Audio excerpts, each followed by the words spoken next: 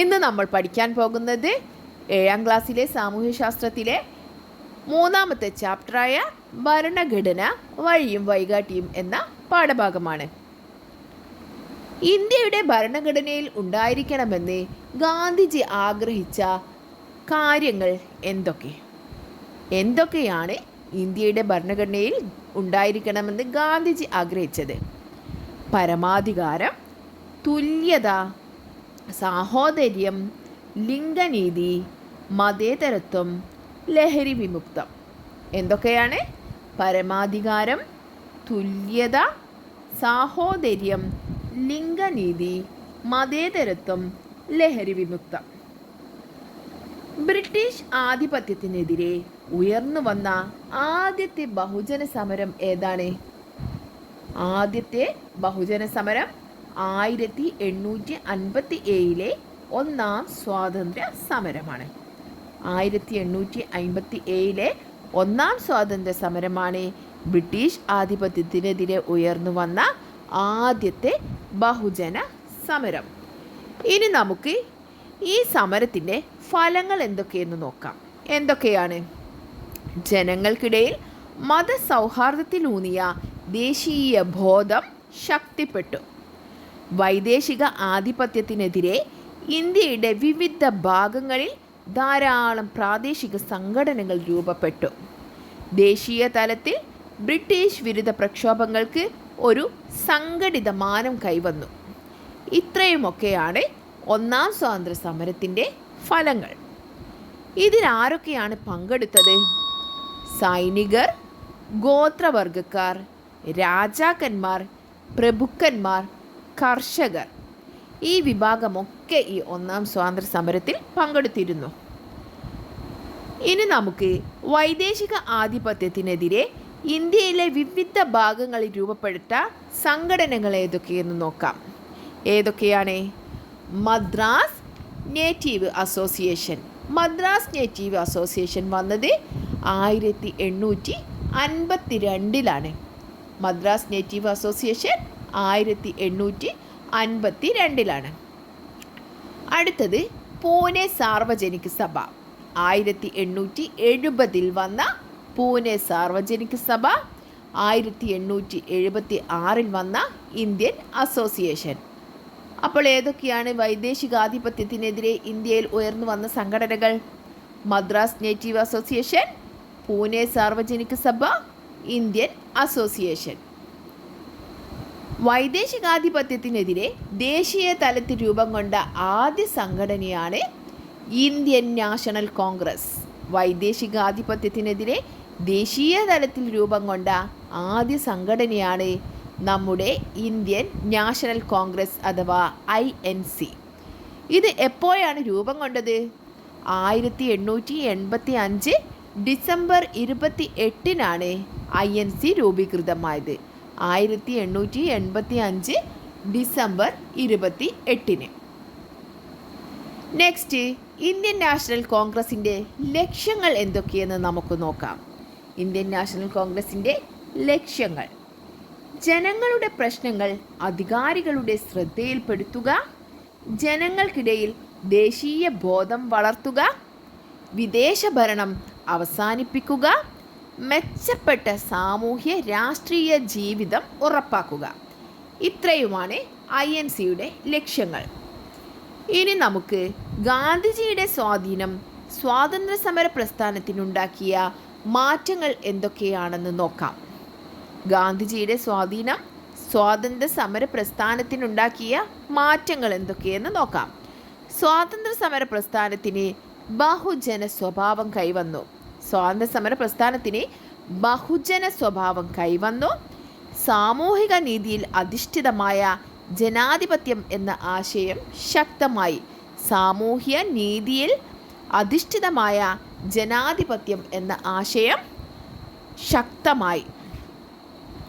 സ്വാതന്ത്ര്യം, സാഹോദര്യം, മതസൗഹാർദ്ദം, സാമൂഹ്യ നീതിയിൽ അധിഷ്ഠിതമായ സമത്വം എന്നിവയായിരുന്നു ദേശീയ പ്രസ്ഥാനം മുന്നോട്ട് വെച്ചതും ഭരണഘടനയുടെ അടിത്തറയാകേണ്ടതെന്ന് നേതാക്കൾ ആഗ്രഹിച്ചതുമായ ആശയങ്ങൾ. ഏതൊക്കെയാണ്? സ്വാതന്ത്ര്യം, സാഹോദര്യം, മതസൗഹാർദ്ദം, സാമൂഹിക നീതിയിൽ അധിഷ്ഠിതമായ സമത്വം. ഭരണഘടന തയ്യാറാക്കുമ്പോൾ ഉൾപ്പെടുത്തേണ്ട ആശയങ്ങൾ എന്തൊക്കെയായിരുന്നു? ഒന്നാമത്തത്, വ്യക്തി സ്വാതന്ത്ര്യത്തിന് പ്രാധാന്യം നൽകണം. 2, പൗരാവകാശങ്ങൾ ഉറപ്പാക്കണം. 3, എല്ലാ മതങ്ങൾക്കും തുല്യ പ്രാധാന്യം നൽകണം. 4, സാമൂഹ്യ നീതി ഉറപ്പാക്കണം. 5, ജനാധിപത്യ ഭരണം ശക്തിപ്പെടുത്തണം. എന്തൊക്കെയാണ്? വ്യക്തി സ്വാതന്ത്ര്യത്തിന് പ്രാധാന്യം നൽകണം, പൗരാവകാശങ്ങൾ ഉറപ്പാക്കണം, എല്ലാ മതങ്ങൾക്കും തുല്യ പ്രാധാന്യം നൽകണം, സാമൂഹ്യ നീതി ഉറപ്പാക്കണം, ജനാധിപത്യ ഭരണം ശക്തിപ്പെടുത്തണം. ഇന്ത്യ റിപ്പബ്ലിക്കായി മാറുന്നത് വരെ ഇന്ത്യ പിന്തുടർന്ന നിയമസംഹിത ഏതായിരുന്നു? 1935 ഗവൺമെൻറ് ഓഫ് ഇന്ത്യ ആക്ട് ആയിരുന്നു റിപ്പബ്ലിക് ആകുന്നത് വരെ ഇന്ത്യ പിന്തുടർന്നത്. 1935 ഗവൺമെൻറ് ഓഫ് ഇന്ത്യ ആക്ടിൻ്റെ സവിശേഷതകൾ ഏതൊക്കെയെന്ന് നമുക്ക് നോക്കാം. ഇതിന് 321 ഭാഗങ്ങളും 10 പട്ടികകളും ഉണ്ടായിരുന്നു. 6 പ്രവിശ്യകളിലും കേന്ദ്രത്തിലും ദ്വിമണ്ഡല സഭകൾ നിർദ്ദേശിച്ച നിയമം, കേന്ദ്രത്തിനും അന്നത്തെ പ്രവിശ്യകൾക്കുമായി അധികാരം വിഭജിച്ചു നൽകി. ദുർബല വിഭാഗങ്ങൾ, സ്ത്രീകൾ, തൊഴിലാളികൾ എന്നിവർക്ക് പ്രത്യേക മണ്ഡലങ്ങൾ അനുവദിച്ചു. ഇതൊക്കെയായിരുന്നു 1935 ഗവൺമെൻറ് ഓഫ് ഇന്ത്യ ആക്ടിൻ്റെ സവിശേഷതകൾ. ഇനി നമുക്ക് ഭരണഘടനാ നിർമ്മാണ സഭയെക്കുറിച്ച് പഠിക്കാം. ഭരണഘടനാ നിർമ്മാണ സഭ രൂപീകരിക്കാൻ കാരണമായ ദൗത്യം ഏതാണ്? Cabinet mission. 1946 ഇന്ത്യയിൽ വന്ന ക്യാബിനറ്റ് മിഷനാണ് ഭരണഘടനാ നിർമ്മാണ സഭ രൂപീകരിക്കാൻ കാരണമായ ദൗത്യം. ക്യാബിനറ്റ് മിഷൻ്റെ പ്രധാന നിർദ്ദേശങ്ങളിൽ ഒന്നായിരുന്നു സ്വതന്ത്ര ഇന്ത്യക്കുള്ള ഒരു നിയമസംഹിത. എന്താണ്? സ്വതന്ത്ര ഇന്ത്യക്കായുള്ള ഒരു നിയമസംഹിത എന്നത് ക്യാബിനറ്റ് മിഷൻ്റെ നിർദ്ദേശങ്ങളിൽ പ്രധാനപ്പെട്ടതായിരുന്നു. ഭരണഘടനാ നിർമ്മാണ സഭ രൂപീകൃതമായത് എന്നാണ്? 1946 ഡിസംബർ 6 ഭരണഘടനാ നിർമ്മാണ സഭ രൂപീകൃതമായത്. 1946 ഡിസംബർ 6. ഭരണഘടനാ നിർമ്മാണ സഭയുടെ ആദ്യ സമ്മേളനം നടന്നത് 1946 ഡിസംബർ 9. 1946 ഡിസംബർ 9. ഭരണഘടനാ നിർമ്മാണ സഭയുടെ താൽക്കാലിക അധ്യക്ഷനായിരുന്നു ഡോക്ടർ സച്ചിദാനന്ദ സിൻഹ. ആരായിരുന്നു ഭരണഘടനാ നിർമ്മാണ സഭയുടെ താൽക്കാലിക അധ്യക്ഷൻ? ഡോക്ടർ സച്ചിദാനന്ദ സിൻഹ. ഭരണഘടനാ നിർമ്മാണ സഭയുടെ സ്ഥിരം അധ്യക്ഷനാണ് ഡോക്ടർ രാജേന്ദ്ര പ്രസാദ്. ഡോക്ടർ രാജേന്ദ്ര പ്രസാദ്. ഭരണഘടനയുടെ കരട് തയ്യാറാക്കുന്നതിന് വേണ്ടി രൂപീകരിച്ച കമ്മിറ്റിയാണ് ഭരണഘടനാ ഡ്രാഫ്റ്റിംഗ് കമ്മിറ്റി. ഭരണഘടനാ ഡ്രാഫ്റ്റിംഗ് കമ്മിറ്റിയുടെ ചെയർമാൻ ആരാണ്? ഭരണഘടനാ ഡ്രാഫ്റ്റിംഗ് കമ്മിറ്റിയുടെ ചെയർമാനാണ് doctor BR Ambedkar. Doctor BR Ambedkar. ഇദ്ദേഹത്തെയാണ് ഇന്ത്യൻ ഭരണഘടനയുടെ ശില്പി എന്ന് നമ്മൾ വിളിക്കുന്നത്. ഇന്ത്യൻ ഭരണഘടനയുടെ ശില്പി ആരാണ്? Doctor BR Ambedkar. മറ്റു രാജ്യങ്ങളിലെ ഭരണഘടനയിലെ നല്ല വശങ്ങൾ നമ്മുടെ ഭരണഘടനയിലേക്ക് സ്വീകരിക്കാൻ ഡോക്ടർ BR അംബേദ്കർ 60ഓളം രാജ്യങ്ങളിലെ ഭരണഘടനകൾ പഠനത്തിന് വിധേയമാക്കി. എന്താ ചെയ്തത്? മറ്റു രാജ്യങ്ങളിലെ ഭരണഘടനയിലെ നല്ല വിവരങ്ങൾ നമുക്ക് ലഭിക്കാനായിട്ട് ഡോക്ടർ BR അംബേദ്കർ 60ഓളം രാജ്യങ്ങളിലെ ഭരണഘടനകൾ പഠനത്തിന് വിധേയമാക്കി. ഇനി നമുക്ക് ഇന്ത്യൻ ഭരണഘടനയുടെ സവിശേഷതകൾ എന്തൊക്കെയെന്ന് നോക്കാം.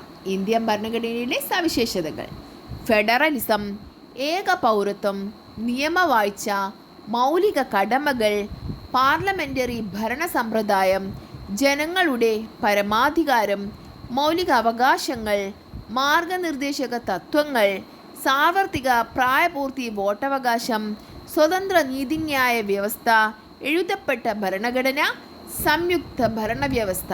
ഇത്രയുമാണ് നമ്മുടെ ഇന്ത്യയുടെ ഭരണഘടനയുടെ സവിശേഷതകൾ. ഒന്നുകൂടി പറയാം: ഫെഡറലിസം, ഏക പൗരത്വം, നിയമവാഴ്ച, മൗലിക കടമകൾ, പാർലമെൻ്ററി ഭരണ സമ്പ്രദായം, ജനങ്ങളുടെ പരമാധികാരം, മൗലികാവകാശങ്ങൾ, മാർഗനിർദ്ദേശക തത്വങ്ങൾ, സാർവത്രിക പ്രായപൂർത്തി വോട്ടവകാശം, സ്വതന്ത്ര നീതിന്യായ വ്യവസ്ഥ, എഴുതപ്പെട്ട ഭരണഘടന, സംയുക്ത ഭരണ വ്യവസ്ഥ. ഇനി നമുക്ക് ഭരണഘടനയുടെ ധർമ്മങ്ങൾ എന്തൊക്കെയെന്ന് നോക്കാം.